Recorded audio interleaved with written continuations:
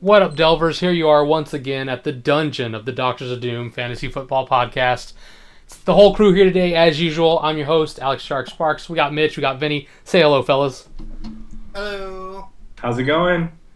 Yeah, you guys may notice Mitch sounds a little different. We had some technical difficulties today getting this pod started. Mitch had to change microphones, so I apologize in advance if he sounds even more annoying than usual. But yeah, guys, how's it going? I think we're like in the prime of sports right now. The NBA just kicked off. We got baseball World Series. Like, it doesn't get any better than October, right? You got World Series, NBA, NFL, college football, Champions League. Like, this is like the mecca of sports life. So I have zero complaints. I have a complaint about basketball starting, basically. Like, and I don't want this pod to be about basketball today, so please don't take this too far, but I had to drive to town today, which, for those who don't know, I live about 20 minutes from town, so we're talking about 40 minutes in my car. So listen to sports talk radio as you do, and almost the whole way they were just talking basketball. And it's like, guys, we're in the middle of the NFL season. Baseball is in the playoffs right now. Like, World Series about to start. Like, why are we talking basketball? And it was like stupid, innocuous stuff too, like not even like interesting stuff about basketball. So I was like, oh man, please, I've had enough of this. One of the comments that was made was that the current version of the Lakers is probably going to make the playoffs with just Luka, but they need LeBron to play in order to be like a tier 2 team that still doesn't have a great chance of winning. And one of the analysts was like, yeah, well, the issue is they're not a good shooting team, but they're also not good on defense. I'm pretty sure there's no special teams in the NBA, right? So if you're not good on offense and you're not good on defense, why are you a playoff team? I hate that the NBA is the everyone gets a trophy league. I'm sick of it. They have way too many teams to make the playoffs. It's like college football now. There's too many of them. Cut it back down. 4 teams to make the playoffs. Play it out that way. All right, I'm rant over, but Well, yeah. Not only that, but NBA playoffs are exhausting to watch because I'm like, why is every series out of 7? Like, why do we have like 5 rounds of best of 7? Why are the NBA playoffs 3 months long? I'm sorry, but if you don't have a winning record, you should not be allowed to make the playoffs. Like, if that means that 8 teams from the West make it, only 5 from the East, so be it.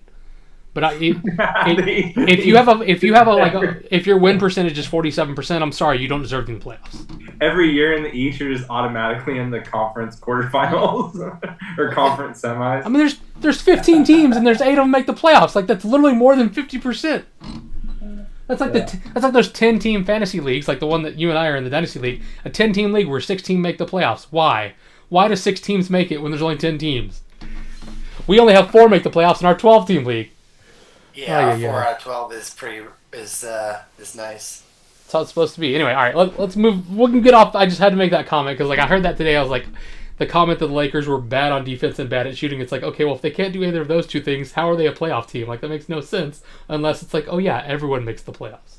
Anyway, so yeah, moving on. Let's talk NFL news before we go around the league here. So I had a couple of different NFL stories that I wanted to touch on. Or not stories so much as just things that I found interesting throughout the week. Let's start with the quarterback controversies, guys.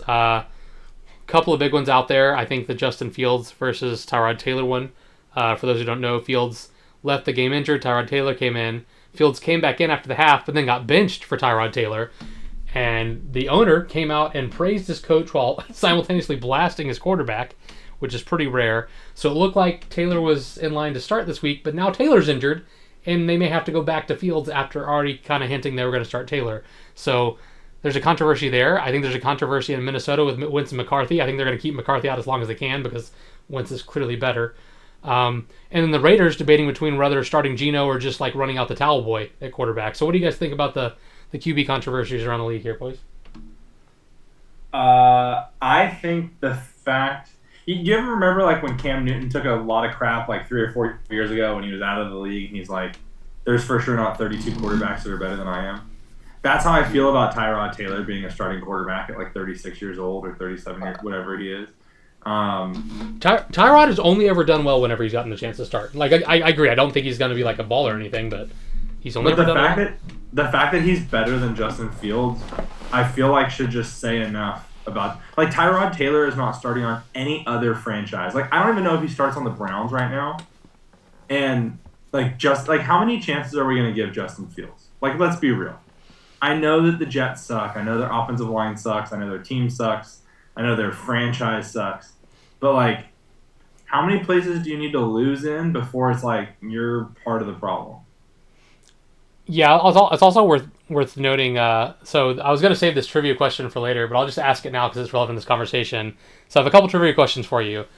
Who is the quarterback with the worst winning percentage that has at least 10 starts? So it's a quarterback that started at least 10 or more games all time with the worst winning percentage. I will say he's currently active in the NFL for this question. So they have at least 10 or more starts, worst winning percentage all time. Who is it?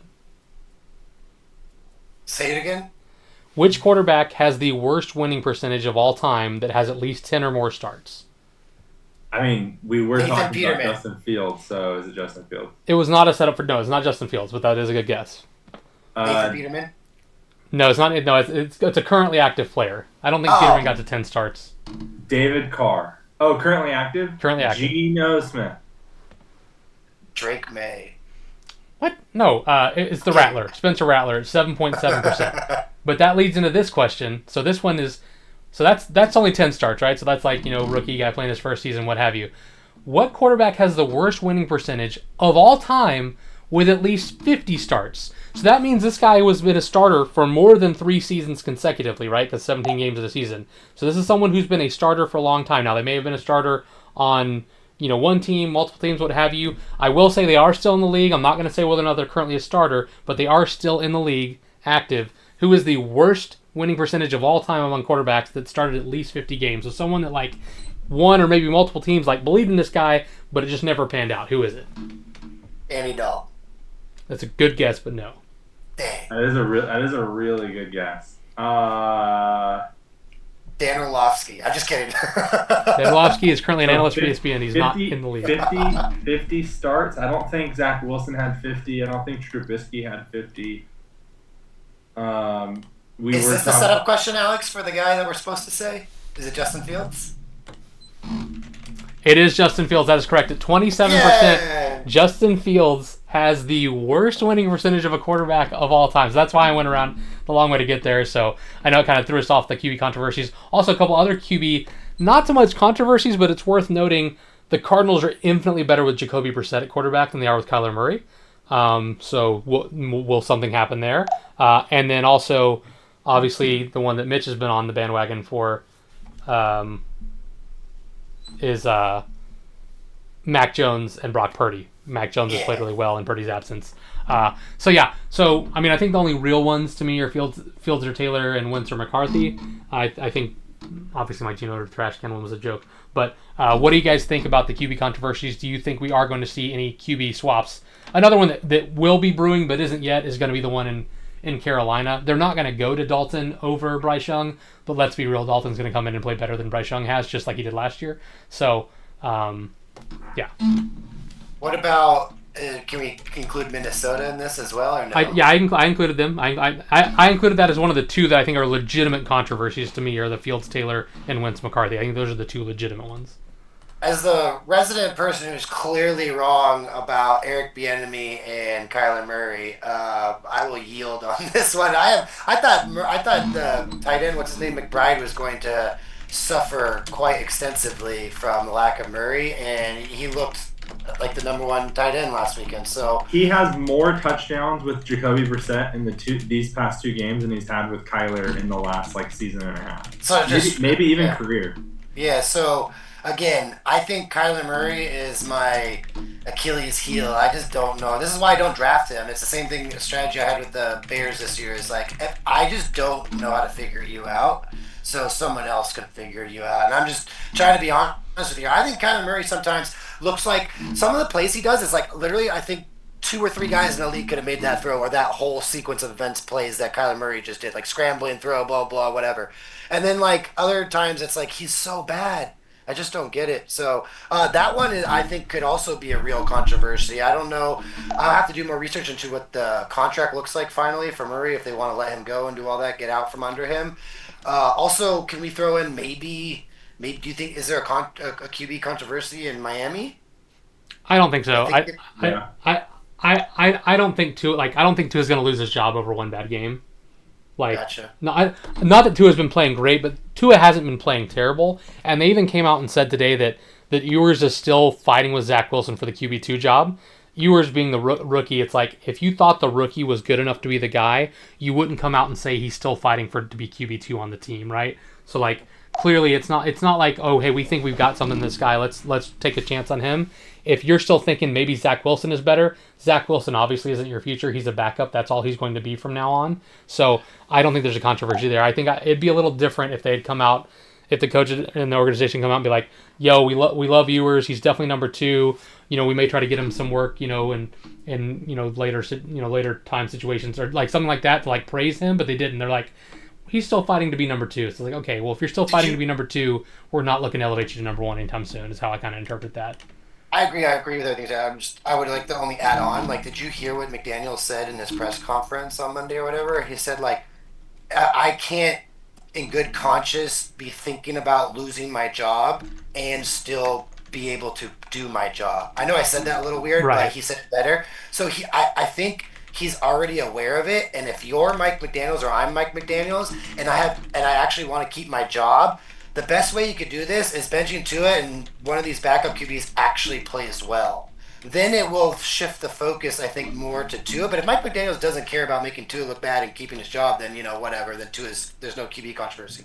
But I'm just saying, if I'm Daniels, hey, I bench, and I'm going to get fired anyways, right? So might as well bench Tua for a week and see if any of these backups come and play well, then I look good. Whereas if I just ride Tua out these last couple weeks, I'm for sure getting fired. That's my only concern. But I don't think the offense is the problem, right? Like their offense has been fine for the most part. Like it's not great, but it's fine. Achan's playing well. Jalen Waddle's playing well. Tyreek Hill was playing well before he got hurt. Darren Waller came in and was playing well before he got hurt. The offense isn't the problem. The problem is, whereas the Panthers did a 180 and went from being the worst defense to a decent defense, Miami is arguably as bad as the Cowboys on defense. And I don't think changing the quarterback and making your offense worse, because realistically a rookie's not... Look, say what you want about Tua. A rookie that couldn't win the number 2 job at the jump is not going to come in and play better than Tua Tagovailoa. So, like, you're not going to get better on offense by starting the rookie. So you're just going to make the team worse if you make that move. I don't see that move happening, personally. Interesting, yeah.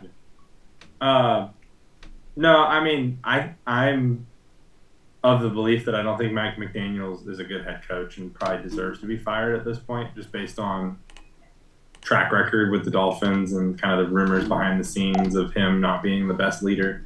But if we stick to like quarterbacks, I wouldn't be surprised if there's a lot of changes. Like Tua, I think, is on the block. I don't know how you go back to J.J. McCarthy. Like Wentz is doing all right, winning them games, keeping them in games. Obviously, Tyrod Taylor is going to replace Justin Fields. Like, I don't think that's hot news for the rest of the season.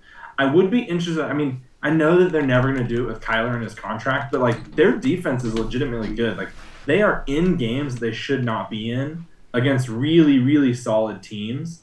And winning some of those even, but like they're bad with Kyler. Like I don't think Kyler keeps them in games. And if there's one thing, like I've had Kyler in fantasy leagues across the last couple of years, just because I'm like, oh, fantasy after his ACL, he's gonna return to glory. Like when you watch the Cardinals play, it's so obvious that Kyler is their problem. Like it's not anybody. Like he is just not good. He's not clutch. He can scramble. And that's it. And I think they would be so much better with an actual quarterback who can play. I don't think there's a real controversy in San Francisco. Like, Brock Purdy will take the lead once he's healthy. And obviously I was wrong about Darnold. I will say I think Mitch's new name is Sam Darnold because he just has these hot takes and blossoms late because he said this about Kyler a couple years ago. He was kind of down on like the whole Brock Purdy, Mac Jones. Mac Jones has basically proven that you can go into Shanahan's system and be good. Yep. So it's kind of interesting that, it feels like he just ends up being a little late that the actual reality comes to fruition. He was all on the Jets being trash, so... I mean, look, not to take anything away from Mitchell, but I don't think calling the Jets being trash is a hot take. It was Fields. I call Fields trash. We have a visitor. Here's another... Oh, we have a visitor? Hello. Well, it's crack-a-lackin'. How's it going, Miles? Well, everyone, welcome to the pod. The coach of Team Dinosaurs. Give it up for Miles Black, who played in, quite frankly, what is probably going to be the most epic match of the season. We haven't gone around the league yet, but once we do, the Black Brothers matchup from last week was intense and came down to the wire. Welcome in, Miles. How's it going, bud? Thanks for having me, guys. You're also a noted Cardinals fan, so you're just in time for the fun. Well, not so fun for you. In fact, I'm about to get the Cardinals. The Cardinals have 5 straight losses. Do you guys know how many combined points they've lost by in those 5 losses? 13. 13, that is correct. I knew the Cardinals fan would get it. Cardinals fan. In the last 5 weeks, they've lost all 5 by a combined 13 points. That's less than 3 points per loss. I mean, as a Raider fan, I feel for you, Miles. It's when you have low expectations and the bar is set so low, you can't really feel pain. So you're just like, oh, you're just kind of used to the norm of failure, and that's kind of the MO of the Cardinals' history. So it's just one of those years. Like, I looked at last year, and the difference between this year is like, what will the Cardinals do differently from last year this year? This year they drafted, and pretty much all their free agency just got focused on defensively. Because last year that was a liability. And this year they only added 1 new offensive tackle and kept the exact same roster from last year. So that told me, well, are they actually going to improve on the offensive side? And looking so far at this year, it has not been an improvement to what we were hoping for. So I don't know if this is a coaching situation. I don't know if it's a personnel, because on paper there's talent. It looks to be a Murray situation. Well, yeah, so let's as a Cardinal fan, would you start Murray, or would you be more comfortable with going back to Murray or Brissett going in the future? If we're trying to win this year, I'll probably say Murray. I know Brissett has at least been organizational, but Brissett is limited on plays versus Kyler Murray opens the playbook more. I just wish Kyler Murray in year 7 would have taken a step up. Oh gosh.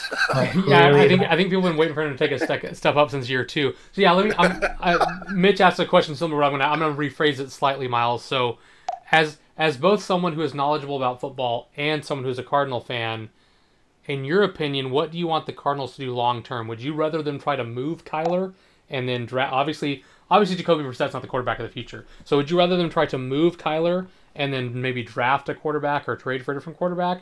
Or do you think that writing it out with Kyler is still the correct play and you just need to put some pieces around him? I mean, because let's face it, you guys have lost your starting and second string running back, and you're down to your, third, fourth. I mean, Bam Knight was on the practice squad and he's now your starter. So it's not like the Cardinals offense is in great shape, with the fact that they're having to play a bunch of backups out there. It might be a different story with James Conner. That 13-point, difference might have been made up by him. Even with James Conner gone, and he's been like the heart and soul of the team, that offense is still talented. You have talented wide receivers. You have arguably one of the best tight ends in the league at both run blocking and pass blocking and catching the ball. Their O-line, I mean, yeah, it was the same as last year, and you had one new piece. Maybe you get a couple new upgrades there because they're a middle-of-the-pack O-line. So it kind of comes down to Kyler Murray organizing the offense. Like, he even stated in the offseason, like, I got to learn from Lamar Jackson and run more efficiently because he's such a great runner. But then there are some plays when you're as a Cardinal fan, like when you watch him play, you see like, oh, right, this is the rookie of the year. This was a first overall pick for a reason. And there's other plays you're just like, is this like Johnny Manziel or is this like Zach Taylor? Like, or like these some decision makings are questionable. So, I mean, they gave him the contract. If you're going to start over and go with a rookie class, like you're not going to get there because you're going to be a 500 team this year. Like, I would hope the long-term answer would be to move on from Kyler. It's not a physical aspect, it's a mental aspect. Like, he's got the physical attributes. He can make the long throws. He can make the sharp, like when he had DeAndre Hopkins was a top 3 wide receiver in fantasy, and he was a Pro Bowler with Kyler Murray being like second. I think he was on the second all team. So I just don't understand if it's like maybe he just needs a new scenery. Like maybe he's like a Baker Mayfield. It's just the organization's a problem. And once Baker left Cleveland and was able to succeed. I mean, I don't know that I'm going to put the Cardinals in the same bracket as the Browns and Jets, but fair. Bidwell is pretty bad. I don't know if you heard stories about the Bidwell family, but his father is horrible, and the son, he had a couple run with Bruce Arians, but the whole Bruce Arians, how that fell out, and then Bruce Arians came back to the Buccaneers. I mean, if the Cardinals were a good organization, don't you think Bruce Arians would have came back to the Cardinals? I mean, maybe, but Yeah, yeah. but the fact that they went to the Super Bowl, like, I mean, when's the last time the Browns went to the Super Bowl? For sure. You know what I'm saying? True. So, True. I I guess was over here talking about Bidwell as if his name as if he's in cahoots with Arian Bruce and not Bruce Arians. I wish. Maybe I could. I don't know. I agree and disagree. I've seen enough of Kyler Murray to be like, he just ain't it. And yeah, he can make the throws. I think he's a one-read quarterback. Like when you had DeAndre Hopkins, you just throw it to Hopkins. But then it's wild that they invest the 4th overall pick on Marvin Harrison Jr. and like they don't just throw him the ball. Like I just don't think Kyler can get him the ball well, and that's why Dortch is always somewhat successful or McBride is successful because he's a check down quarterback. The dude is a check down quarterback, and that's just not going to win football games in the NFL, and it's not going to get first downs. Like Kyler cannot keep drives going. You can't count on him to make the throw on 3rd and less than 5. He can scramble for it, but he's not someone that when he has the ball, you feel confident that the offense is going to be able to pick up the next first down. all right, well let's go ahead and wrap up the QB controversy section. So I'm gonna go through and I'm gonna ask you the question, and I just want the answer. I don't like no long explanations unless you just have to. Like so, Felon. we'll start with the Cardinals. Former offender. We're gonna start with the Cardinals. Stick with Kyler or move on. Move on. Kyler. You have to move on. All right. I mean, are we talking like right now, like this current, like next week? So for that one, no, for that one, I'm talking like, I guess maybe after the season, maybe. Oh, okay, okay. But Then move on. some of these are going to be We'll in make it season. easier. So I'll specify. So the next couple are going to be in season. Justin Fields or Tyrod Taylor. Move on. Taylor, move Tyrod, on. not a debate. Well, you got to pick one. So you like for the rest of this season because they're not going to get somebody this season, right? They're Move 0-7. So Tyrod Taylor and play for the draft spots. Bring back Zach Wilson. he's in Miami. That's not an option. But it's nice to know you're just like your brother with my games. All right, Vinny, Fields or Taylor? Taylor. Wentz or McCarthy? Wentz. Oh. I don't know if McCarthy's gotten you said one answer. I'm going to say stay. Or what's the opposite from move on? You What'd you say? just pick one of the two names. Okay, McCarthy. Miles? McCarthy for me. I mean, dude's been in the NFL for 2 seasons. He's played 8 quarters. I'm just saying, he's not the guy. That's not enough time. Right, it is enough time. He's been over 2 seasons, guys. But like, look at some of these QBs who need time. Like, he's been in the league for 25 games, and he's played less than Anthony Richardson. Okay, let me rephrase. He needs some more playing time. Give him that's 7 or 8.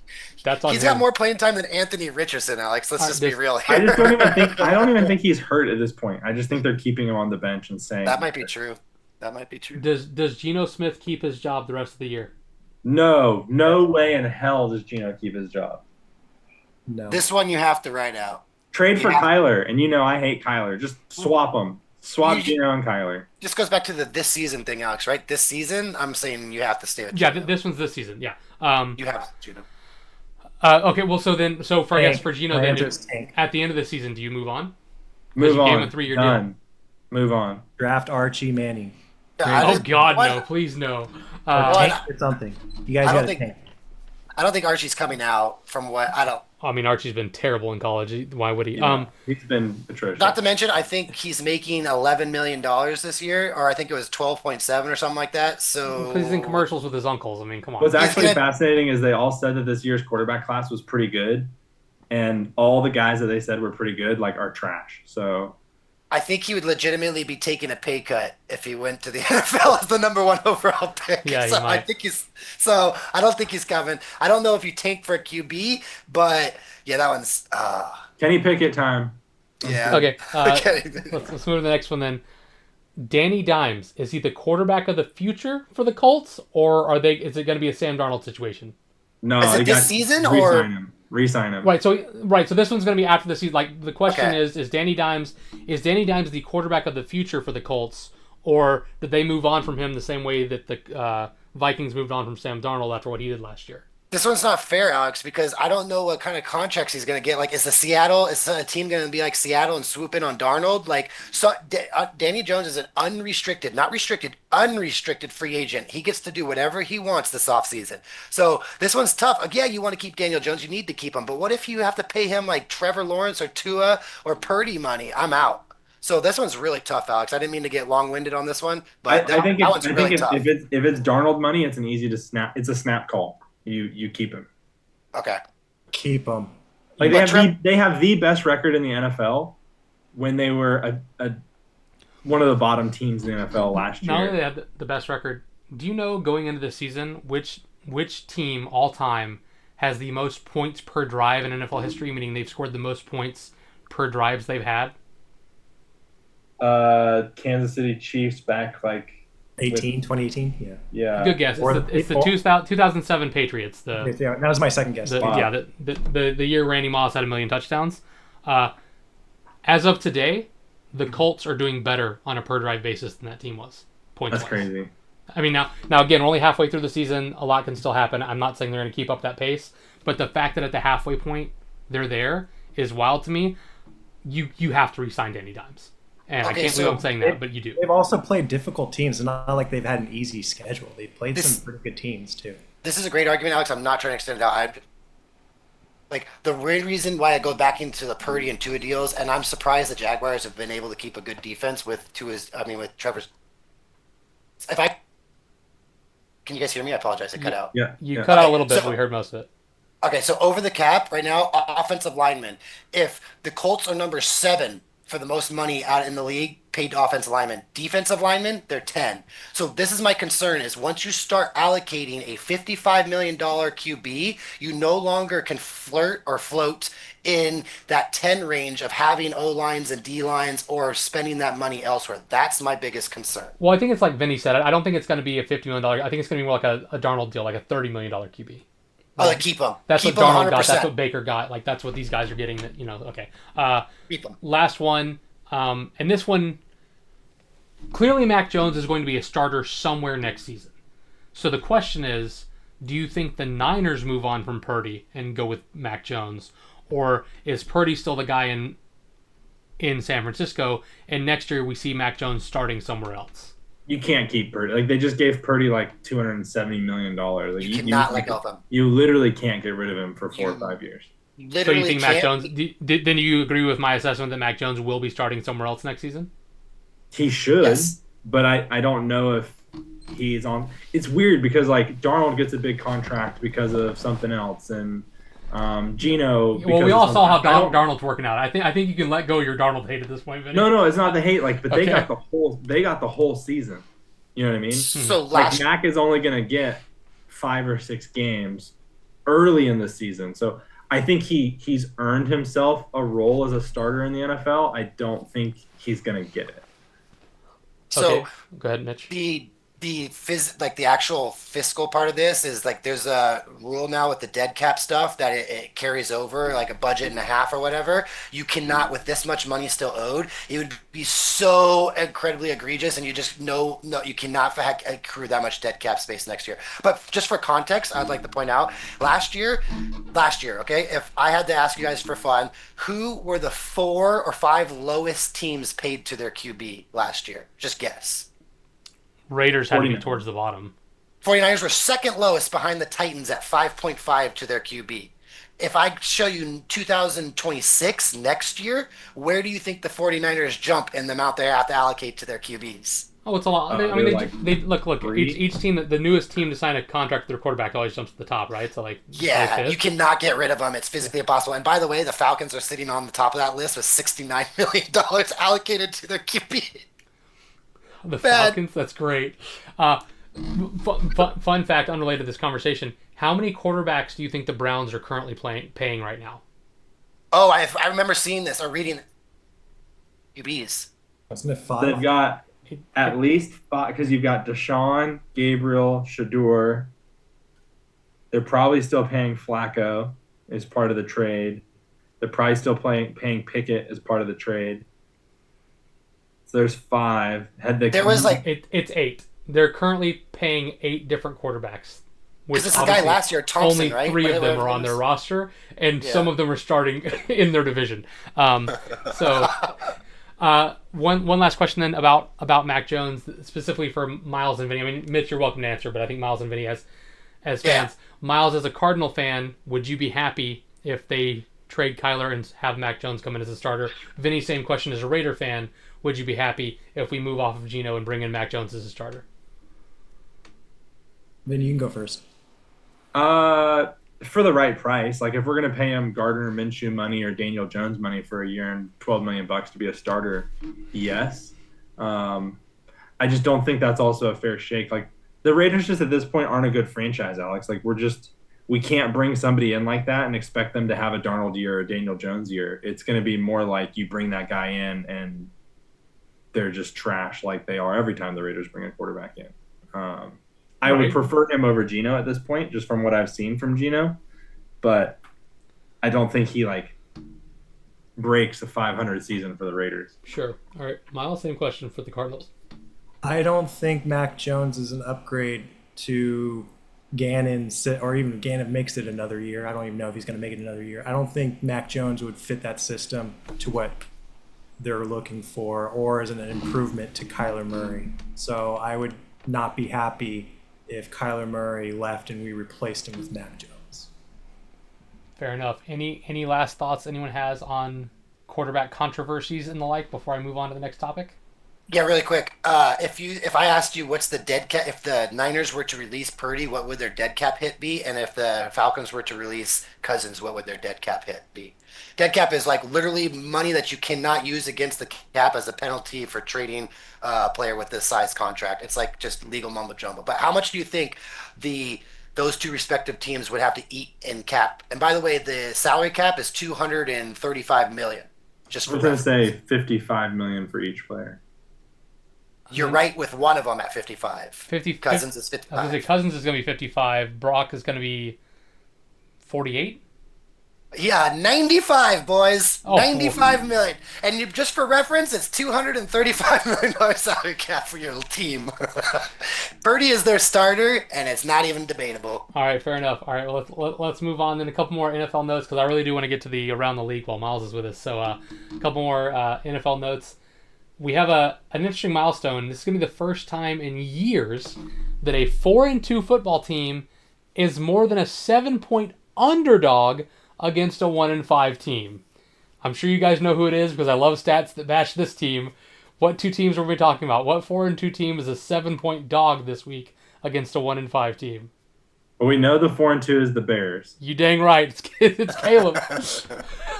Vegas is like, no, man, that guy sucks. I don't know who the 1-win team is, though. Mitch, you should know. You got their quarterback. Oh, is it Lamar Jackson? Lamar Jackson, the Baltimore Ravens, are a more than 7-point favorite against the Bears this week, even though one team is 4-2 and the other is 1-5. Oh, I love it. One last funny news story that came out today. Jerry Jones and the Cowboys are actively inquiring with other teams about adding a, quote, impactful player on the defense. Oh, man, maybe they could use like a pass rusher or a D lineman. What do you guys think? You think that would help them out? Maybe like a Michael Parsons type? I know you think that's funny. It's a larger conversation for another day, but watching the Packers defense, I actually think that Cowboys made the right decision. I agree with Vinny's statement. I mean, I don't think it's Parsons' fault, though. He had 3 sacks last week. I get it, but this is the first time he's really made an effective change in a game aside from QB pressures. It's not so much Parsons, it's just the amount of money they're going to have to pay him. And, you can get 2 really good players for the price of one Micah Parsons. I mean, that's fair. I just thought it was hilarious that they it is hilarious. No, I understand. They're the worst defense in football. They trade their best defensive player, and now there's a report that they're looking for a player on defense because, my goodness, this offense is great. I think wow. Edelman said it best when I was listening to his podcast. He said, like, when they let go of, like, Seymour and a couple of those other big guys in there, he's like, I think if you don't draw doubles, like, on every play or, like, at least 40% of the plays, I don't think you're worth that money on defense. It's kind of tough right now. But if he's not drawing the doubles that he was originally drawing, I don't think anyone on defense is worth it. I think there's only, like, 10 guys on the D line that are worth that type of money nowadays. I just think it's crazy that, like, as recently as a few years ago, the Cowboys were like they finished the season as like the number 2 ranked defense in football. They had like the best corner and the best pass rusher, and now they're just a joke. Anyway, that's all my random NFL news. Anyone else have any random NFL news before we go around the league? No.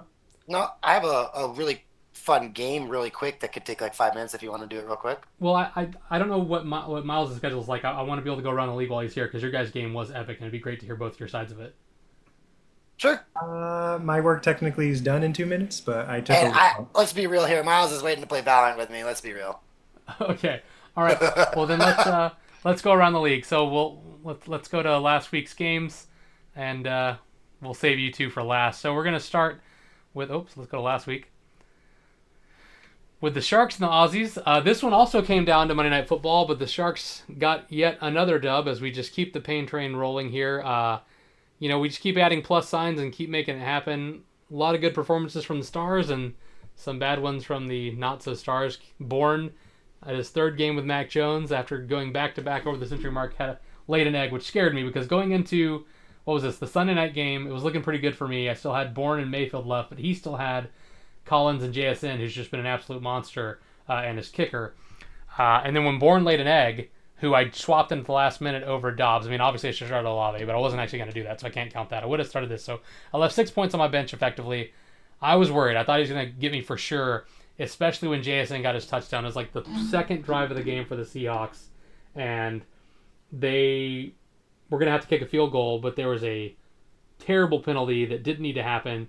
They gave him a new set of downs, and then the very first play, touchdown to JSN. I was like, oh no, it's going to be over. JSN balled out. But Nico Collins got hurt. He did not ball out. And as a result of that, I was able to hang on and get the dub here. I just feel bad for Austin. We keep thinking his team's great, and his team just keeps losing. No, the part that gets me on this matchup is like a lot of us have to deal with injuries, no big deal, whatever. But like you don't even have the backup that Josh Jacobs, and Jacobs was a true game time decision. Like they didn't know what if he was going to play or not. It was like his quad they were testing out or whatever. So they literally don't know if he's playing like 5 minutes before kickoff, and he ends up getting 14 carries and a bunch of goal line carries and 2 touchdowns. Like how do you go from he might not play to let's give him a bunch of goal line carries and have him just get jacked up. So like I don't understand how that works. I actually watched the game. He was on a pretty big snap count for the first 3 quarters of the game. He actually only had like 6 carries through the first 3 quarters. He was at like 6 carries for 30 yards. He just happened to get a goal line carry and got a touchdown. So I was like, all right, he's gonna get me 9, we'll be fine. But the game was so close in the fourth quarter. The coach basically just said, screw it, we're taking him off the snap count, and he played basically the entire fourth quarter, and that's where he started racking up more yards, receptions, and that second touchdown. But yeah, to answer your question, he was on a snap count going in, and I was basically just banking on him getting a touchdown, which he did. So it's like, cool, he's going to get me 25 yards and a touch. I'll take my 8 fantasy points. He'll be my RB2 this week. But then because of game script and because they were going to potentially lose to Arizona with a backup QB, they're like, nah, man, Jacobs, get in there. And that's where he got a lot of his garbage time. Well, not garbage time because it's like legitimate time points, but like they needed to run out the clock. They put in Jacobs, and that's where he was able to ground and pound and get the extra points. Yeah. So yeah, it was a lot through 3 quarters. It was a lot worse looking than it finished. Correct me if I'm wrong, but wasn't that game the afternoon game, and wasn't the Chargers game a morning game? No, they were both afternoon games. So I had. So you could have done Vidal. Okay, all right. Yeah. So the Packer game started 30 minutes after the Charger game, but it was still close enough that I was going to get the injury reports before I had to make a decision. For him, okay, because I was looking at it, and I'm like, dang, that's risky. I know you're 5-1 or 6-1 or whatever, but that's still risky as hell. So that was impressive. No, I was monitoring it for sure. Gotcha. All right. One interesting thing for Austin's team, at least to me, the Rico Dowdle, like we talked about this last week when Chris joined the pod, what were they going to do? So for those who don't know, Chuba Hubbard got 7 touches before they let Dowdle touch the ball. Like they're like, no, Chuba Hubbard's our guy. And then they finally let Dowdle touch the ball. And let's look at the overall stats. He ended up with more catches, way more yards.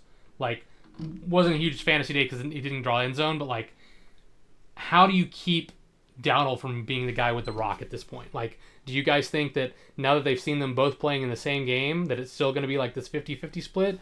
Or do you think the coach finally says, all right, you know what, Dowdle's the better player, let's give him the ball?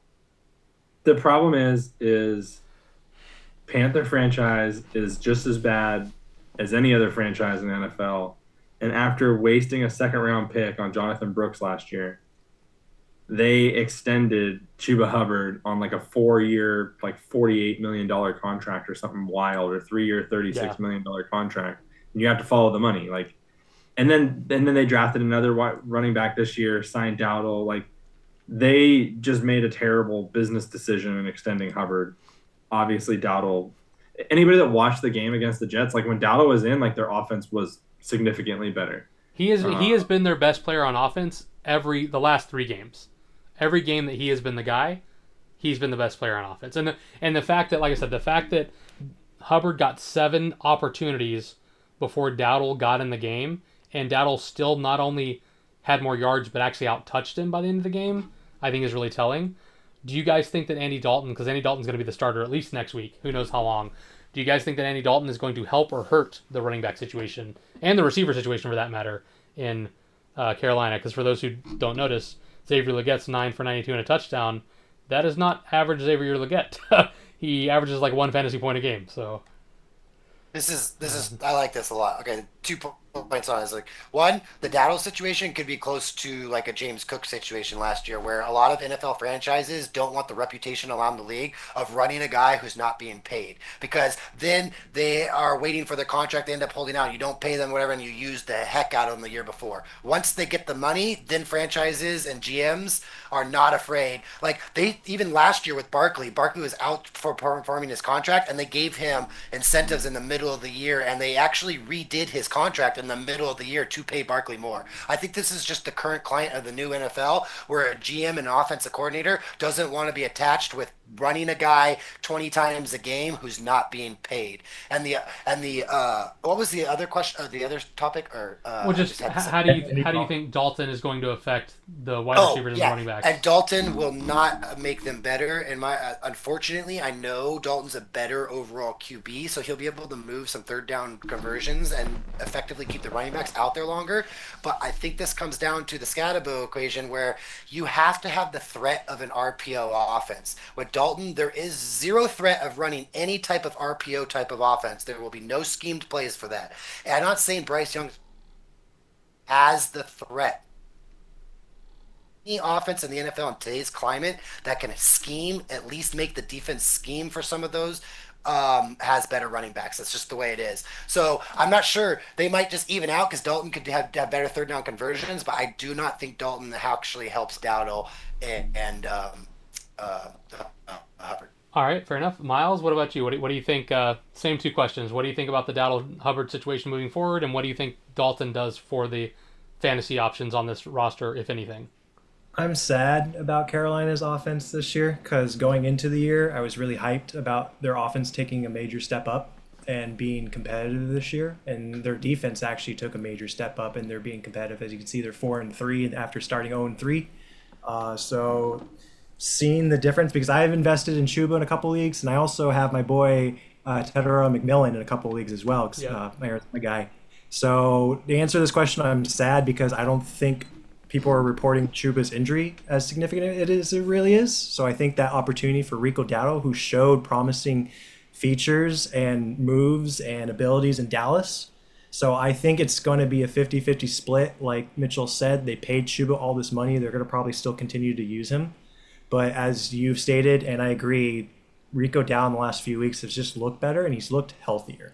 So I can't see in a world where they're competing for a wild card position, because I don't think they're going to win their division, but they are competing for a wild card in the NFC, that they're going to be utilizing both to try to make it to that aspect. But they're going to be winning with defense and Andy Dalton slowly moving the ball. And for fantasy purposes, I think this is a step down from Bryce Young. I wish Bryce Young was still playing quarterback for purposes of Tedero McMillan and even Xavier Legette and their young tight end. They just got, I forgot his name, but he's been balling out too before he got hurt. Not Tremble, Sanders. Yeah, Sanders, that tight end. He's really good at both ends, but he just got hurt at the beginning of the year.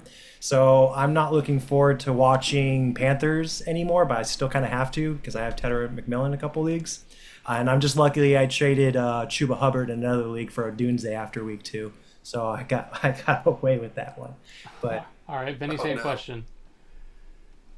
I think Dalton. I mean, Bryce Young just hasn't been very. Again, listen, fantasy points hinge on quarterbacks being able to not necessarily prop up offenses, but keep drives alive and extend drives and complete first downs. Why I can't stand Kyler? Because the Arizona Cardinals are just 3-and-out all the time. Bryce Young is another 3-and-out guru.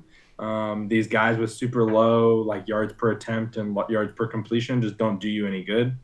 I think Andy Dalton only elevates that, and just, I mean, even if he's not necessarily better from like a team perspective or direct fantasy impact on wide receivers, like they're just going to be on the field more, and there's going to be more opportunity. So yes, Fair enough. Yeah, and just to add my 2 cents, I think I kind of agree with what Miles was saying. I think Hubbard and Dowd are just going to split, and I think it's going to be a hot hand situation. I think they will both get carries in the game, and then whichever one of them has the hot hand is going to get more work. So it's probably going to be Dowdle getting more of the work the more we move forward, but it's never going to be like an 80-20 split like you see with true RB1s like Jacobs.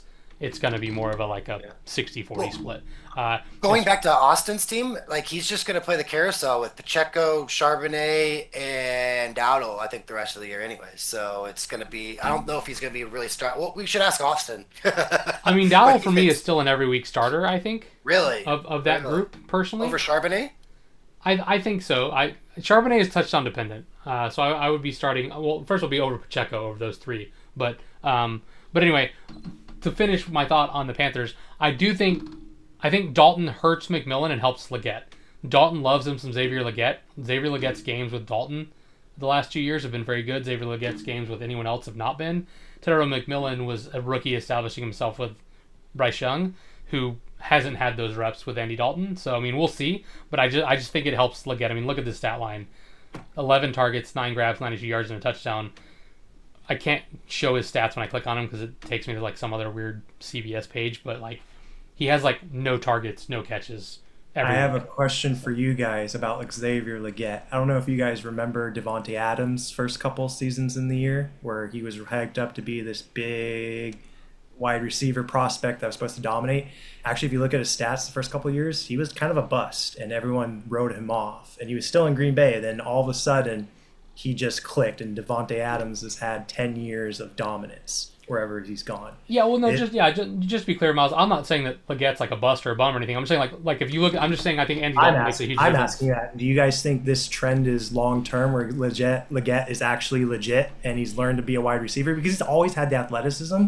We've always just questioned him: is he actually a good NFL wide receiver? You can be athletic and really talented, but you have to be a good wide receiver and run routes and catch the ball, which obviously Xavier Leggett has not illustrated that until the last few weeks. I think he just needs a different situation because, like, if you look at, so this shows the season stats at least. So on the season he has 17 catches, right? So it means he had 8 catches for 50 yards in his first 6 games. He had 9 catches for 92 in his 7th game, right, with Andy Dalton. So like clearly Bryce Young and him do not click. So to answer your question, Miles, I think it depends on who his quarterback is. And with Bryce Young, the answer is no. But maybe he ends up going somewhere else and getting a resurgence in another team. All right. Yeah. Because I'm leaning like, is he going to be dominant? Is this going to be like a steal next year in drafts where people are like, oh, where did Xavier Leggett come from? He's always kind of been athletically there on the map. It's just he makes some boneheaded plays and some bad drops. And then you're right, just doesn't have the cohesiveness with Bryce Young. So maybe he just needs to change the scenery. Yeah, change the scenery or change a quarterback. I mean, I think we'll see more this week and maybe next week, depending on how many games Dalton starts. Because like, if Dalton starts 3 weeks and in the 3 weeks Dalton starts, Xavier Leggett averages 8 grabs and 80 yards, like that's gonna be pretty telling, right? So, yeah. All right, let's keep going around the league. Moving on, I'm going to say the best for last. So we'll move on to the biggest blowout of the week. The Flying Penguins flew all over the serial killers, even with Darren Waller deciding to go back to being the Darren Waller of old, getting hurt and going on IR. So, Vinny, you said you wouldn't touch him with a 10-foot pole, and it's a good thing. Brake did make the wrong decision at QB, starting Jalen Hurts, who only got him 31 when Herbert decided to play football again. Herbert, I should never figure out. He either throws for 400 yards and 4 touches, or he throws for 100 yards and 1. But yeah, just an absolute blowout. Nobody kind of showed up on Sylvie's team other than Michael Pittman. Yeah, not a lot to say here. I do think Sylvie needs to start Ramondre Stevenson, though. This is a guy who New England loves him for reasons unknown. So, But yeah, nothing really to say here. Anyone have anything to comment on this game? I mean, he's using a lot of guys he drafted to plug and play. It's like if this wasn't Team Adam, we'd probably give a little bit more credit to like this guy drafted pretty deep. He's got depth to plug and play on his injuries. He's got 2 QBs. It's pretty well done. Well, he has depth because I had to keep telling him to drop people because he had Isaiah, he had Garindo on his roster until this draft week. Worthy and Pollard, right? No, he did. He did, and I mean, keep in mind this 110 he put up without Puka Nacua. Puka did not play, so he had to go with Xavier Worthy, who looks like he might have taken a backseat to Rashee Rice, who's back. I just meant if I was Adam, I'd be excited for the rest of this year. That's all I'm saying. Yeah, I mean, just we'll see how that goes. I will say, the Devontae Adams stat line is wild. 3 touchdowns on 5 catches for only 35 yards. He caught 3 basically 1-yard touchdowns and then a couple of like 10-yard balls, and that was it. So weird stat line, but put up fantasy points for sure. All right. I think the Rams executed on that one excellently because New England doesn't really give up touchdowns to running backs in the red zone, so it's really hard to score on New England. So a lot of those 3 touchdowns were just play action. You get it to your best player, Adams, because Nuke Puka's out, and so that to me was just smart McVay coaching. You mean Jacksonville? No. They're playing the Jags. Jags, not New England. Sorry, yeah, the Jags. The Jags defense actually really good against stopping the run inside the red zone. That's normally Kyron Williams times. That's why it's the biggest concern is like, oh, if you're going to draft Adams or Puka, be warned that Kyron's going to probably steal like 10 to 15 touchdowns in the red zone. Well, this didn't happen. Kyron was just a decoy. Yeah, for sure. Yeah, everyone talked about how the jet lag because the Rams didn't fly over till the day before the game, whereas the Jags have been there all week. Clearly, flying over the day before the game was the play because they just showed up and balled out. For sure. Team Phoenix, finally, I am not the only member of this podcast with a winning record. It is about time. Team Phoenix has eclipsed the 500 mark as he takes the dub over the Gummy Bears, who, man, they had a rough outing. Miles dropped that landmine, and Chris picked it up. Jameson Williams, another horrendous performance. Chris has since dropped the landmine. We'll see who picks it up next. It's someone who's either going to get you 20 points or 0, and unfortunately Chris, he got the 0. Vinny obviously had CMC in his best game of the year by a large margin, put up over 200 yards from scrimmage and multiple scores. And then McBride, now that he has Jacoby Brissett, who decided to throw to him in the red zone, which is something that Kyler Murray did not do all last year. So, Vinny, your team popped off, even got a nice defensive touchdown that took no effort on their part because the Seahawks just dropped the ball in the end zone. But yeah, what you think, Vinny? Do you think your team is off the snide and heading in the right direction? Are you feeling good moving forward, or are you still worried? I hope so. I mean, I think it's been 3 really strong weeks in a row, and as long as Dak can continue to perform, it's the Mitchell strategy. You know, if Dak can be a top 400-point quarterback and CMC can be a RB1 or 2 in the league, then I like my odds. I just need kind of the wide receivers to kind of step up again, like they kind of were earlier in the year. And you really don't. Yeah, I mean, I don't necessarily need it, but it's. I think I still need to go through most of Mitch's division and have to play Alex. So, the thing for me about this team is every single week usage thing that I look at some stats, and it's just like McCaffrey's just distinguishing himself. Like, well, Taylor's actually pretty far up there, but like McCaffrey has a higher usage rate than he's had, and he's getting like 60 yards receiving a game. Like, it's like, when is it gonna happen? There's no way Vinny gets McCaffrey's only healthy year. Like, McCaffrey's had 2 healthy years in the last 6 years, and we're about to go 3 for 7 or whatever. I'm just every time I giggle, I'm like, how do you have 72 yards receiving every single week with so many rushing attempts, and and then the rest of that 49ers team is just completely injured. So it's like, what the heck is going on? I like how McCaffrey had 72 yards receiving, and your 2 receivers combined had 73.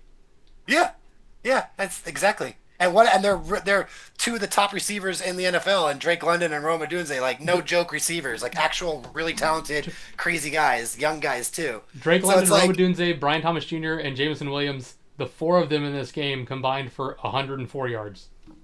Yeah, and Christian McCaffrey's getting like 70 a week or whatever. It's insane. Props again. If you go back to like the beginning, I said Adam taking Gibbs, Sylvie taking A-Chain, and Vinny taking McCaffrey were the 3 biggest start and the biggest ahead of everyone else, or the biggest holes. Well, no, it's definitely for Vinny looking like the stars. I mean, if McCaffrey's healthy this whole year, I don't see how Vinny isn't in a Super Bowl again. So. Yeah, Vinny's most likely favored to win the division. Just because it's hard to compete when you get 30 points, so 25 points a week from your for your running back. It's just as really long hard. as he has Caleb Williams on the bench, anything can go wrong. That's how I feel about it. But yeah, both these teams are the which wide receiver do I start teams, because I mean obviously they were hurt, but like when Wilson, McLaurin, Drake London, and Dunze are healthy, who do you start? When Brian Thomas Jr., Marvin Harrison Jr., and Quentin Johnson are all healthy, which ones do you start? Oh, and Tedera, which ones do you start? So yeah, I will tell you this right now. I learned the hard way through the first 4 weeks of the season. I am not a good enough fantasy coach to make that decision. You will not see me change this lineup until trends just continue to go south. Wow, interesting. I'm not going to play the I mean, unless it's like wait, so you're even going to keep rolling with Etienne over Jalen Warren, who's been much better the last couple of weeks? Yeah, probably. All right, interesting. All right, we'll see how that works. All right, moving on. I would too. My final comment on Chris, I'm sorry you got baited. Oh, no. Intentional. I was hoping someone would pick him up and start him because I, love Jameson Williams in real life. I stated in the group text of why I felt Jameson Williams was worth the money. But in fantasy, I was hoping this year from last year that he would take a step up and get more volume plays. But that has not happened. He has still remained as the boom or bust option. But I've watched a lot of, Sunday Ticket, I get to all the games, but I focus a lot on the Lions teams this year because I have Lions players. And I watched Jameson Williams being double covered. After week 2, the Bears did not double cover Jameson Williams. He had 4 targets. He should have had 4 receptions for 200 yards, but he caught 2 of the 4 for 100 yards and a touchdown. Ever since week 2, they have not allowed Jameson Williams over the top. All their other defenses are game planning to double team Jameson Williams over the top. They're not allowing him to go over the top. They're allowing Amon St. Brown to go underneath. They're allowing Laporta, Reynolds, Gibbs. All of them are just getting these wide open in the middle of the field because Goff is a good quarterback and it's just like, hey, Jameson Williams, I can throw him a couple balls deep. He catches them, so he's doing his job by pass blocking or run blocking, which he's underrated, and he's getting double covered over the top to allow Amon St. Brown to go ham. Hey, can we just shout out Jamie Eisenberg for just putting him as a wide receiver to start and getting completely shut out, blanked, zero stats. Yeah, we'll put this on the podcast officially now, Miles, but we've been talking about this for a while.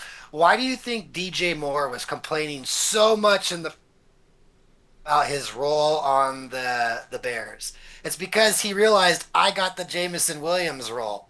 Yep.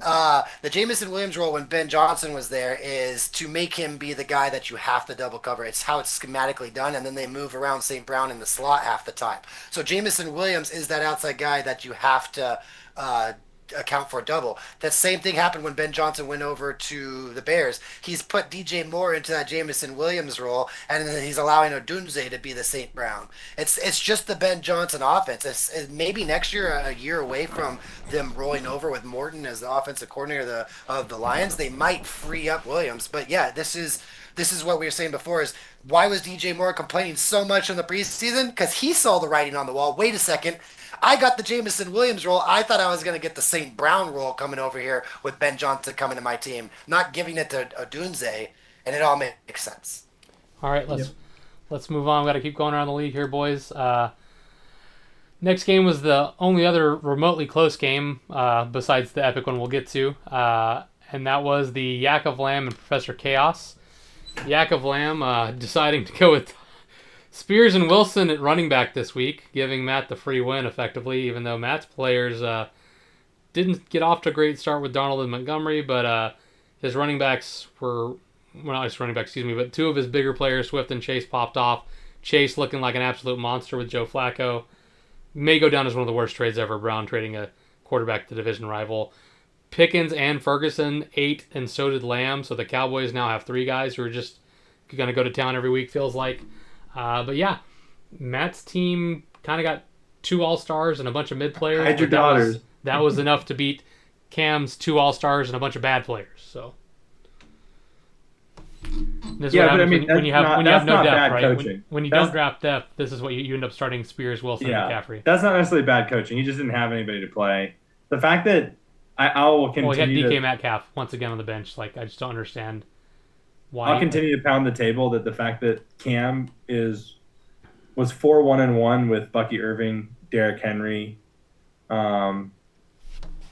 Like, with this lineup, just goes to show how important hitting on a Patrick Mahomes is. Like, he was winning games because Patrick Mahomes has been so good. He doesn't need to rely on anybody else. But I just don't understand. He checks his lineup, but then still makes like. Well, first of all, he checks it like last minute, I guess. But like, he does check his lineups, but then he makes this decision. Like, how can you possibly go with Luke McCaffrey over DK Metcalf? Look, I've been the biggest anti-Metcalf guy, and I still think he's not a good fit with Aaron Rodgers. But how do you look at what Metcalf has done this season fantasy-wise, 8, 9, 18, 15, up into this week, and be like, nah, man, I'm going to start Luke McCaffrey in this spot, 0, 3, 11, 8, 5, 9. Like, I can't justify the start, but the only logical reason I can think of is the Dallas against wide receivers with the schedule adjustment is dead last, and it's not even close. They're the worst team to go against, or the best team to go against if you have wide receivers. So I think he was just going for a home run play here with Luke McCaffrey. Matchups. Right, but and maybe that would have been a good play if either Deebo Samuel or Terry McLaurin played. But that elevates Luke McCaffrey, who's their wide receiver 3, to be their wide receiver 1, which means the one good defensive player, Diggs, on the Cowboys is now covering you. You guys are giving Cameron way too much credit. He did not start Metcalf last week. The Steelers played the Thursday night game. He did not check his lineup for the Thursday night games. For sure. Again, I'm not justifying it. I'm just saying the only logical reasoning would be the Dallas. No, it's what Vinny said. I just didn't want to pile on Cam. He didn't realize Metcalf was playing Thursday night and forgot. That's the truth. So he had to do McCaffrey. All right. Like, that's the only logical decision there, and I went back and checked, and Metcalf did not start in week 6.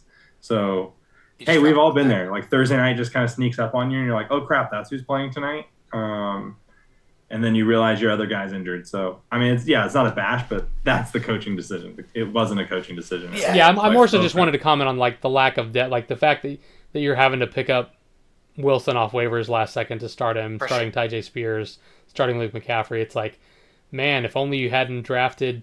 Who was it? Who was it he drafted and like kept on his roster that was, or not like Eckler and somebody else who like he kept on his roster when they were out for seasons. Like, guys, Spears was the other one. Spears was Spears wasn't out for season. No, he had Eckler and somebody else, and he dropped the other player before Eckler, even though they got injured after Eckler, which was hilarious to me.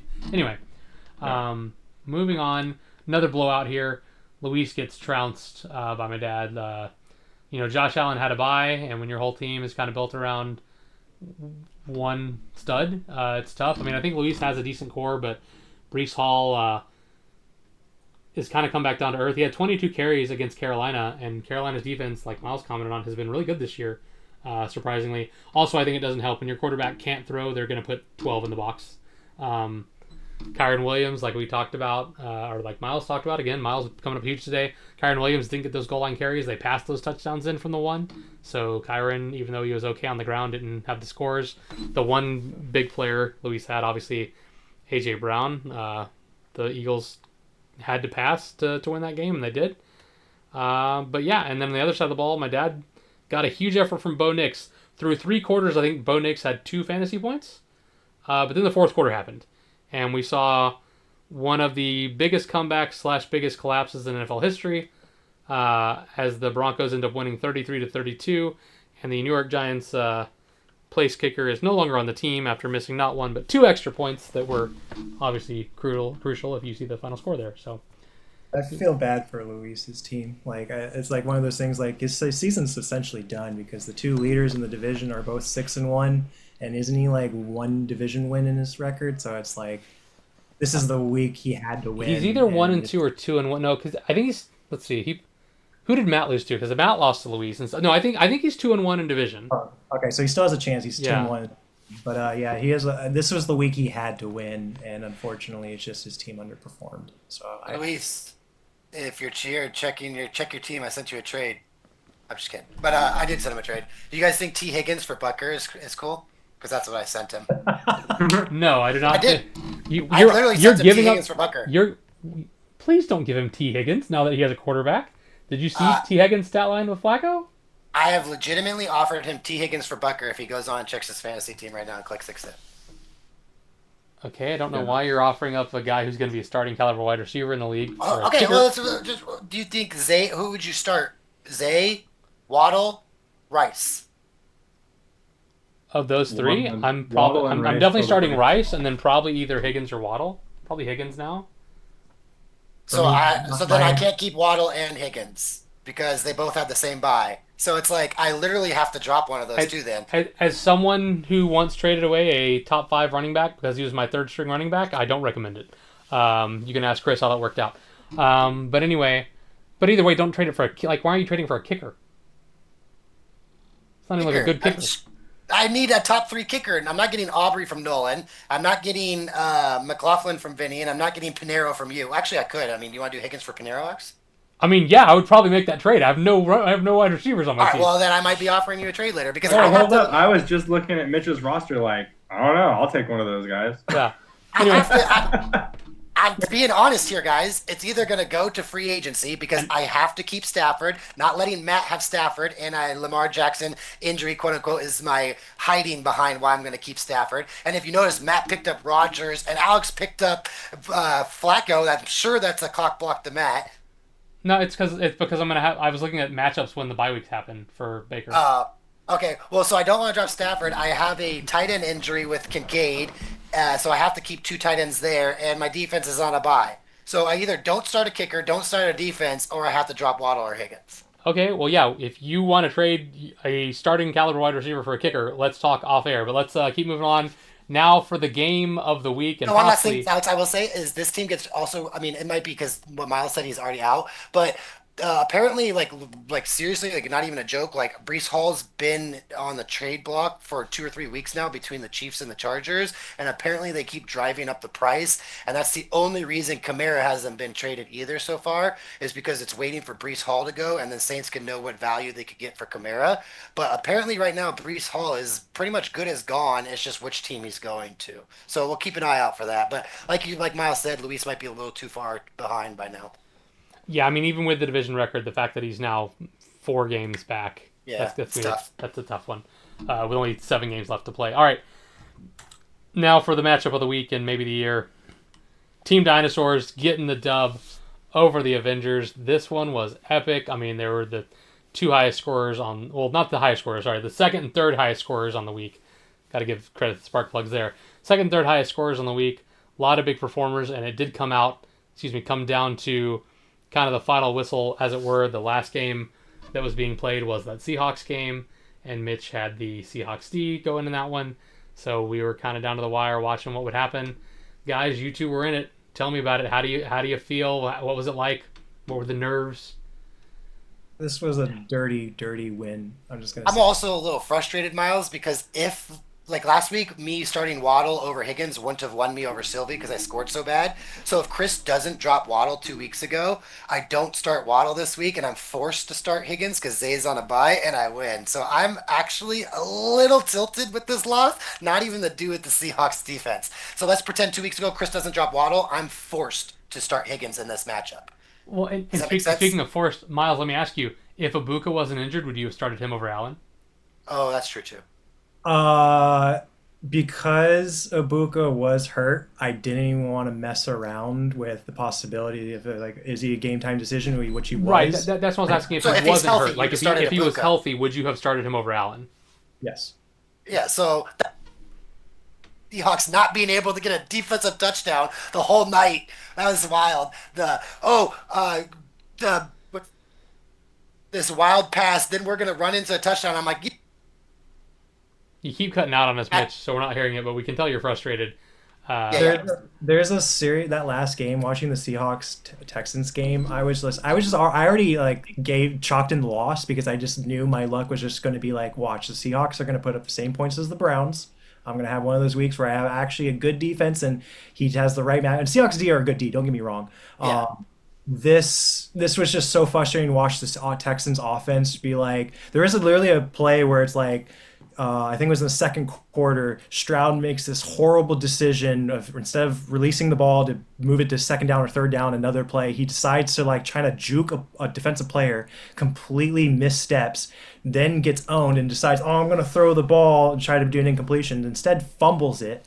The guy picks up the ball, then refumbles it, and then it turns into a safety. So that play could have been a touchdown. That was a touchback. Touchback. Not even. I didn't even get 2 points from that. It wasn't even a safety. That was a touchback. That was like a 10-point swing where it should have been a fumble for 2 points plus an extra 6 points for the touchdown, which turned into an advantage for me at just a touchback. And I was just sitting in there like, they're still going to mess this up. And it came down to like the last drive where it's like the Houston Texans are driving. All Mitchell needs is like literally an interception. That's all he needs, and the game's his.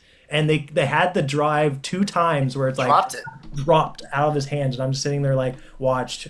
It's going to be like a pick 6 for the final play, and I'm done. And yeah, that game was frustrating. So for me to win this was frustrating. Well, you're happy. Yeah, I was gonna, saved your season. How did both of you feel even after just the Thursday night game when Mitch comes out of that with 37 fantasy points? Do you just think the week's over at that point? No, that was the Sunday morning game. Yeah. Oh, sorry. Well, either way. Okay, the Sunday morning game. Still, coming out of the Sunday morning game, did you wake up? Because a lot of people didn't wake up that early to watch that game. I did because I happened to be with 2 Jaguars fans that day. But also I'm on in Central Time, so it started at 8:30 for me. It would have started at 6:30 for you guys. Did you just wake up and see that Mitch had 37 from his QB? It was like, all right, well, this week's over. I watched half that game. I fell asleep through the first half. I woke up, then fell asleep, then woke up for the second half. And I was just like, great. I started Travis Hunter in another league, and it was just like, this game's over. And then I was looking at this league. I'm like, all right, Mitchell. I thought I had a favorable matchup. I know Mitchell has a great breakdown, and he has a great team. But I felt like just this week alone, I got super lucky just with the scheduling. I'm like, all right, my team should hopefully put up more than 90 points. If I can just beat Mitchell this week, I have a chance for my season. And I was just like, go figure. I always lose to Mitchell, and I always seem to lose to Alex. Like, those are the 2 teams I always seem to lose to every year to. So just for once, I finally beat Mitchell in a week where I thought I had a favorable matchup. I mean, it is what it is. It's also worth noting that Mitch had 10 TDs to your 7, and that's pretty rare for the team that scores less TDs to win in our league. Yeah. I saw that too. I'm like, TDs matter in our league with how many starting positions. I'm like, I'm done with. But, it's just part of fantasy. Sometimes it goes your way and sometimes it doesn't. Yeah, epic matchup. And as you said, Mitch was kind of priced into who he started because he had a lot of guys, injured or on bye. But T. Higgins, I mean, he's been kind of a guy ever since Flacco took over. The last 2 weeks of Flacco, 8 and 10 targets, 62 and 96 yards, including a touch. He's back to what kind of people thought they were going to get when they drafted him. And then, like you said, Mitch, Jalen Waddle has been pretty good with Tua under center once his nuts went out. Buck 10, 95, and then womp womp. But, I mean, Cleveland's just that good. Yeah, so Chris me, I mean, it costed me a loss. If I would have just stuck to my Higgins, it would have been different. But whatever. F you, Chris. I mean, he did help you out by giving you Waddle for the last couple weeks. But So. No, it's only been 2 weeks, right? And last week wouldn't matter. 3, right? No, I didn't. He still had Hill the 3 weeks ago. I don't think so. That game, Hill got hurt.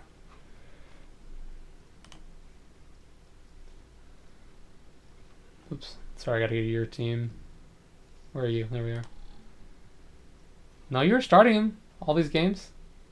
Wait, 3 weeks ago, Waddle at 17. What's the difference in Higgins on that week? Real quick, let me see. Oh, I'm sure it's going to be a lot because that was before Flacco got there. But no, the point... Oh, yeah, so this is the game Tariq Hill got hurt in. Sure, okay.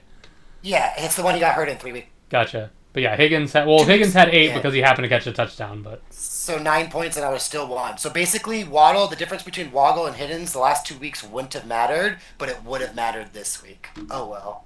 That's what happens when you score so low against Sylvie. Yeah, Sylvie put the beating on you. All right, well, that is the Around the League breakdown. Any final thoughts about the Around the League, fellas? I play Matt next week. And I need you to win, the only Miles. thing that I want to mention is if you go to standings and look at, I mean, you can do this multiple ways, but the difference between Matt and Alex's teams when you look at points for and points allowed just make me laugh so hard. I'm sorry, but Fantasy D is a thing, and you guys always rally against it, but Fantasy D is real, and I play it. Thank you very much. It's like Yeah, and then I also have more points for than the guy leading your division, so hush your mouth, okay? Just saying. No, I'm not. It's not knocking that, but then like if you look at your points allowed and then Nolan's, for example, like Nolan has 206 more points against in 7 games. Got to play better Fantasy D. I mean, what can you say? I think Way better Fantasy D. the division talk for that one. I'm joking.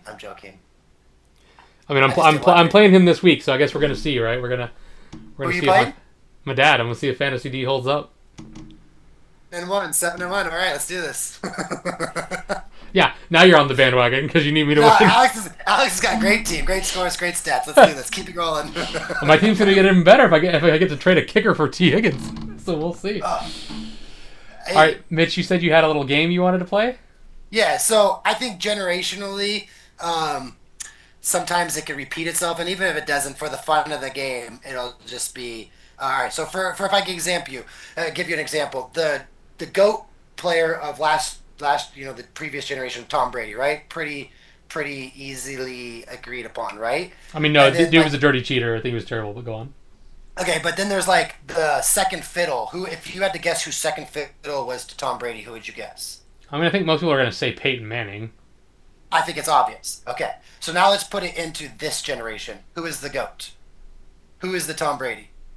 Mahomes. Are we talking fantasy-wise, or are we talking actual skill-wise? I think we could do both. We could do like actual. Well, because it's different answers, right? Like I think if you're talking fantasy points-wise, it's Lamar. If you're talking actual skill-wise, it's Mahomes. Okay, nice answers, Vinny. Actual quarterback is Mahomes, and fantasy-wise for me is Josh Allen. Okay, so if Peyton Manning played second fiddle to Tom Brady, who in this generation is playing second fiddle to Mahomes? Josh Allen. Josh Allen. Yeah. Josh Allen. Okay, so if Drew Brees is the record breaker of his generation, who is the record breaker of this generation? Lamar Jackson. Lamar. Well done. If Brett Favre is the gunslinger of last generation, who is this generation's gunslinger? Baker. Baker, playmaker, baby. Baker, playmaker. Yeah, Baker. If Mark Bulger is the comeback story of last generation, Mark Bulger reference on the pod, ladies and gentlemen. I did not have that on my bingo Mark card. Bulger is the comeback story. Actually, I'm just kidding. It's Kurt Warner. If Kurt Warner is the comeback story of last year's generation, who is this year's generation? Also Baker? You could say also Baker. You could also say Sam Darnold, I suppose. Yeah, what about Danny Jones? That's the fun part. It's either Baker, Danny. Well, so or Darnold. I'm not willing to crown Danny yet for 2 reasons. One, it's only been half a season, so let's wait and see. And Okay. 2, to the point you made earlier, I think the Colts team outside of quarterback was already one of the best rosters overall, whereas Sam Darnold is now doing it with Seattle, which was not considered to be a top tier roster. And so I think that's where the difference is for me. Like last year, people didn't want to give Darnold credit because the Vikings have one of the best rosters in football outside of quarterback. So you don't want to say it's all him. Well, now he goes to a place that doesn't have the best roster, and he's still doing it, right?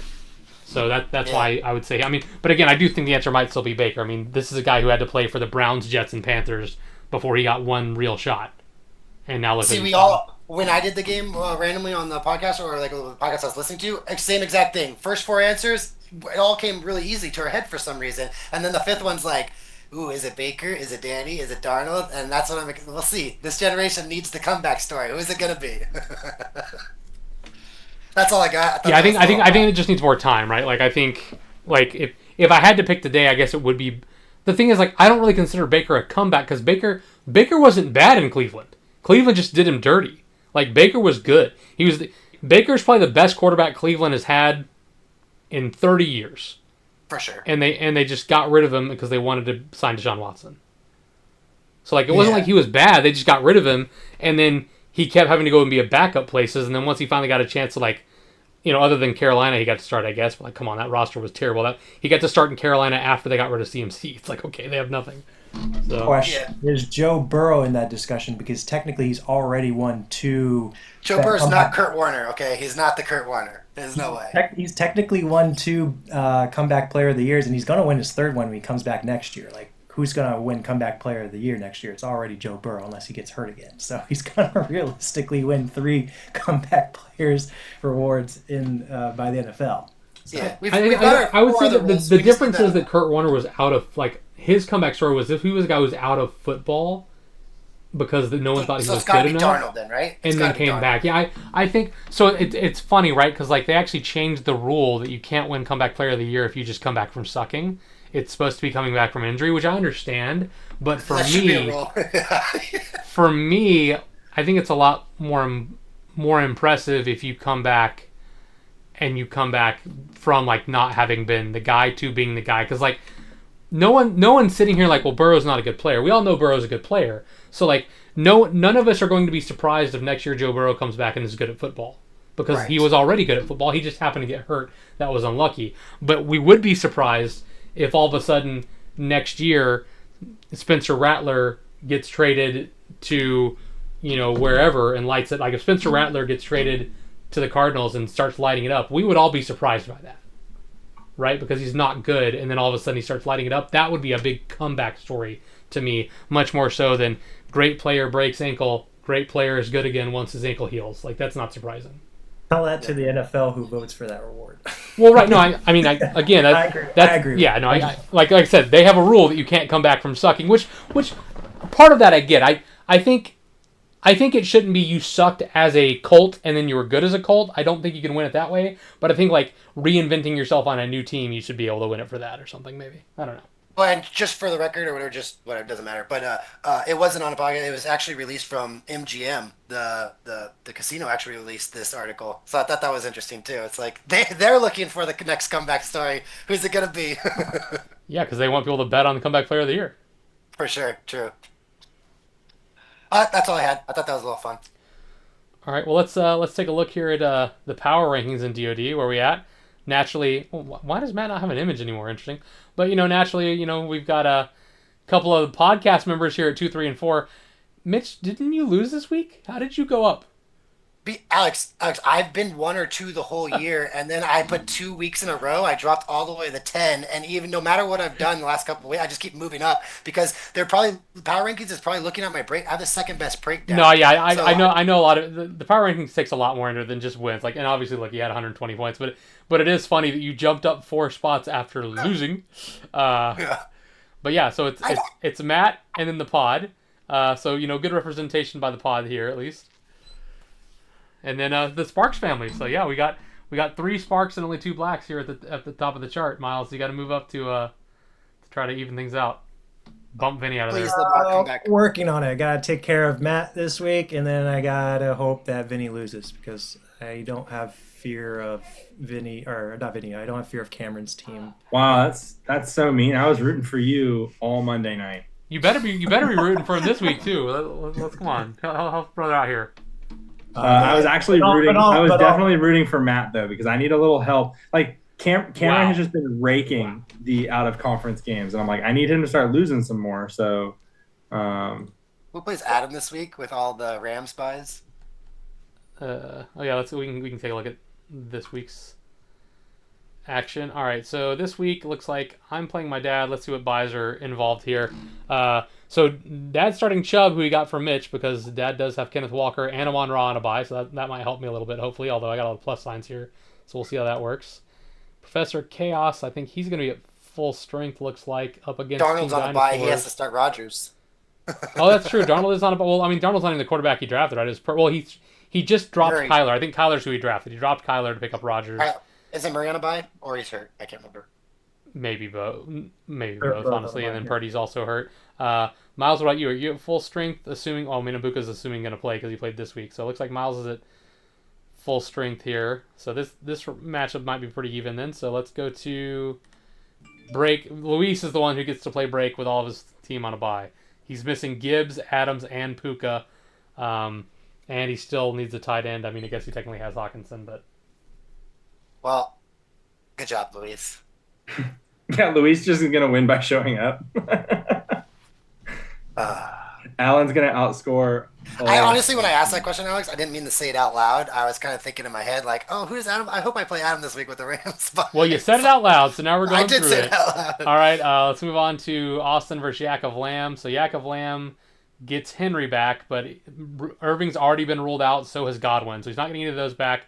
We'll see if he checks his lineup to move Metcalf in for McCaffrey, but he's still going to be starting Tyjae Spears, looks like. So. The spiciest thing of this is, like, who does Austin drop if Nico Collins cannot play?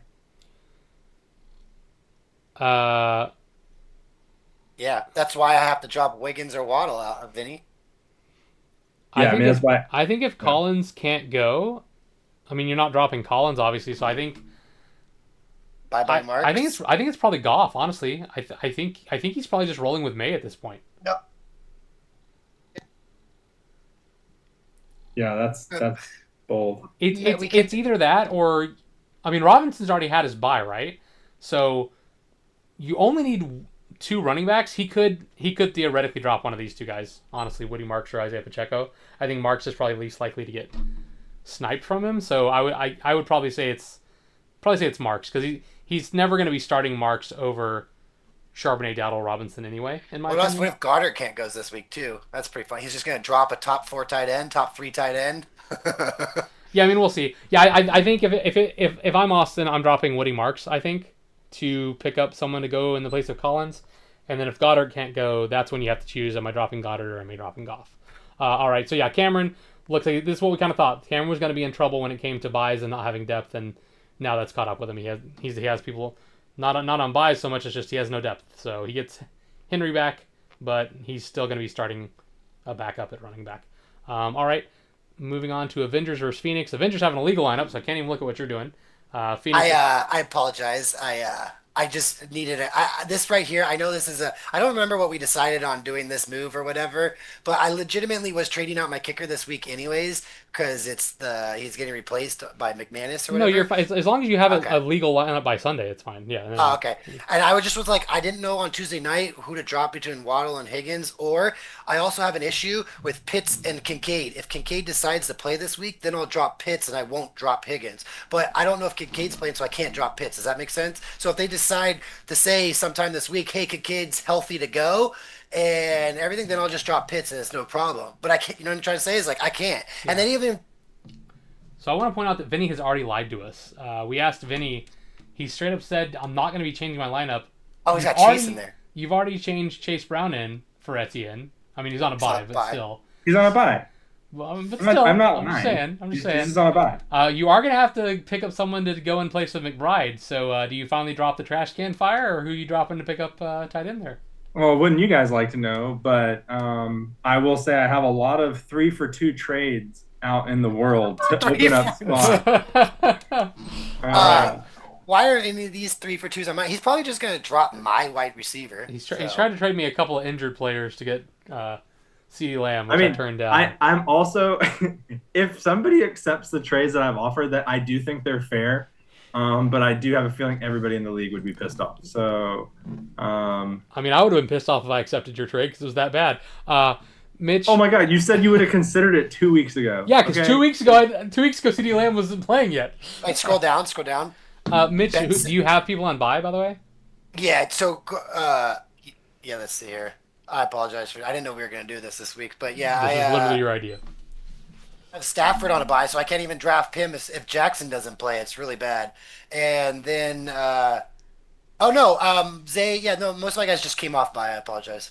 I'm good. All right. My only issues is injuries with Kincaid and but yeah. All right. Let's move go down to the Bears and serial killers. Let's see what we got going on here. Looks like Laporta is on a bye for Sylvie. Oh dang! Chris's whole team's on a bye. But she's already picked up he's got a lot of. He just picked up Hunter off waivers to replace Brian Thomas Jr., who's hurt. Harrison is on a bye. Genty's on a bye, but he gets to sub Kamara in for Genty, which is probably a fine swap, honestly. He gets to sub Huge and Tetaroa back in, which he was already kind of trying to guess. At least now I didn't have to guess at wide receivers, right? You just start the 2 that are playing.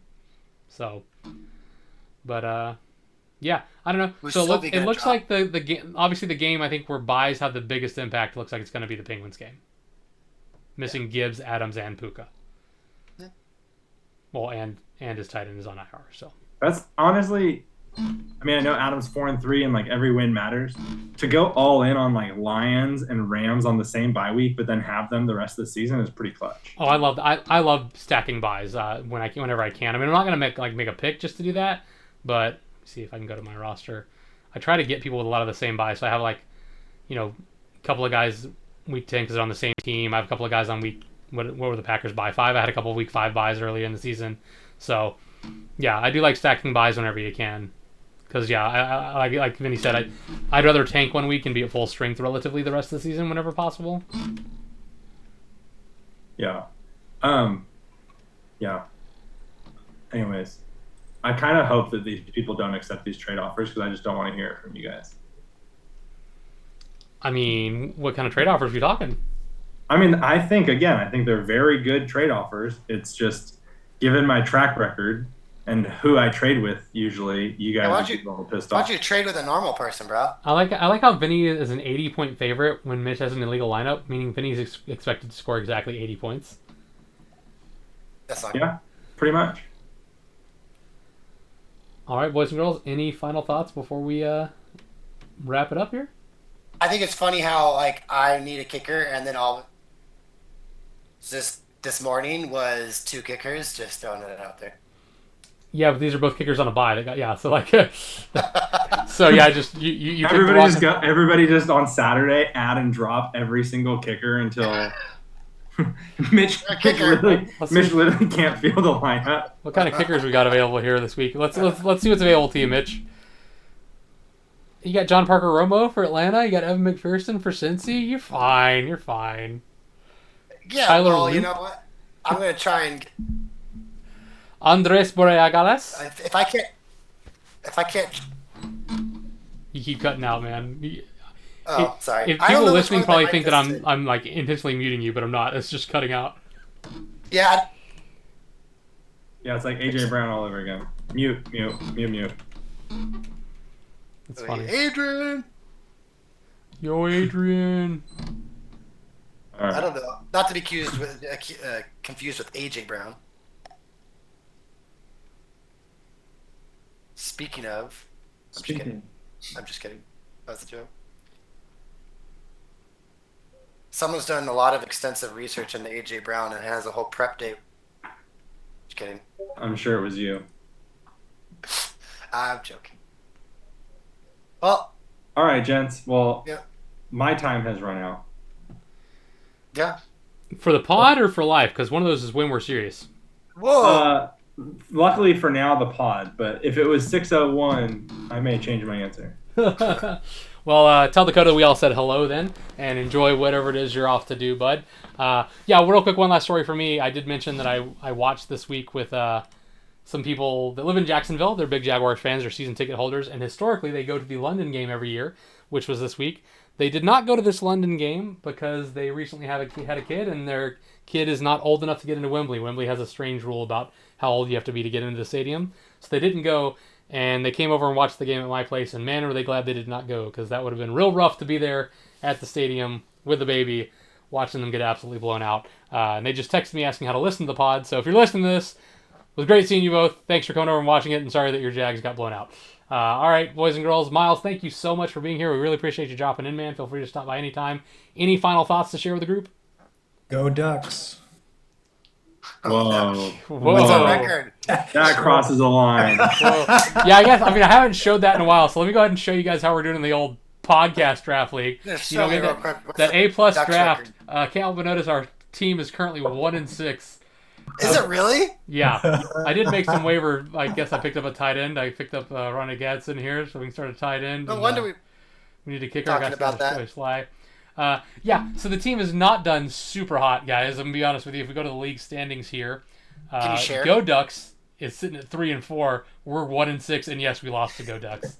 It's bad, guys. And, even if you look at just Wow, the points we're scored, getting none of Alex's fantasy D though. yeah, fantasy D non-existent. Points for, we've outscored only a couple of teams. We're the third. So when they gave us an A+ and said we had the second most expected points, well, they lied because we have not done well. Again, we lost Bro to start the year. We did just get Rice back. That was big. Keenan Allen's big for us, but Saquon has been an absolute bust. T. Higgins has been an absolute bust because of no Burrow. Pacheco's been super mid, and all these are kind of people we picked up off waivers. So, this team did not work out. I am still playing it because you should never give up. You should always play it out. But, I will say that my actual team in the DoD League has been doing much better than the DoD Podcast League team. So I will go ahead and blame Mitch. Vinny, we can both blame Mitch because he's the only one that doesn't have a winning record this season. So. You could definitely. I assume that's what you were talking about with the Go Ducks comment, or were you? Yeah, well, it was not the Anaheim Ducks. Yeah. Oh man, this is brutal.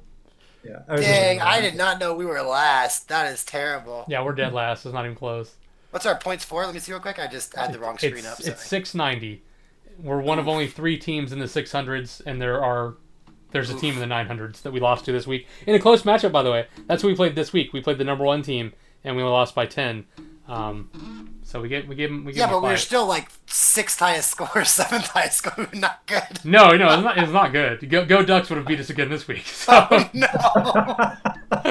Let me see his team real quick one more time and see if he's made any adjustments. Yeah, so we're losing the Tez Johnson and Dowdle. Well, Dowdle was a big pickup, I'm sure, but yeah, Tez Johnson not a huge name. He took Brock Bowers early. Like, man, this is not good. Oh man, that's impossible. He's got a silver rating of 623. What's yours, Alex? Do you do much Yahoo or no? I do. I think you just go back to your team. Where'd you see that? Yeah, you're 676. Yeah, so silver's not bad. Okay. Yeah, so I'm still ahead of Go Ducks. All right. Well, but this team's tanking me. Losing to a silver team is not good, Alex. Here's my work league. This is the league that I'm doing the best in. I lost to the last place team this week. Look at my points for compared to everybody else. Oh, jeez. And I lost to this guy this week, which is brutal. But what's your score on this week? Oh. I lost 160 to 168. I would have beaten every other team but one, but I happened to play this guy. Just hit ratings and levels real quick on their standings. It goes standings, hit ratings and levels. You're the very top, Kevin Standout, or which one? No, I'm Alex. Oh, okay, yeah, 676. Oh, you're silver in both. Okay. No, it's an overall rating. So 676 is my overall. It's overall Yahoo rating. It's not just this. Yeah, you're right. So you just need to do Yahoo a little bit more. But usually losing to a silver or bronze guy is never good in my world. I don't. Oh, I guess I picked up a QB. Who did I pick up? I picked up Flacco to start this week. Let's go. All right. But yeah, thank you guys both for being here. Hope you guys enjoyed it. And hope all the listeners out there enjoyed it. Say goodbye, everybody. Goodbye. I ordered a replacement part, if that's what it is, and it'll be working by next week. Sorry. Peace.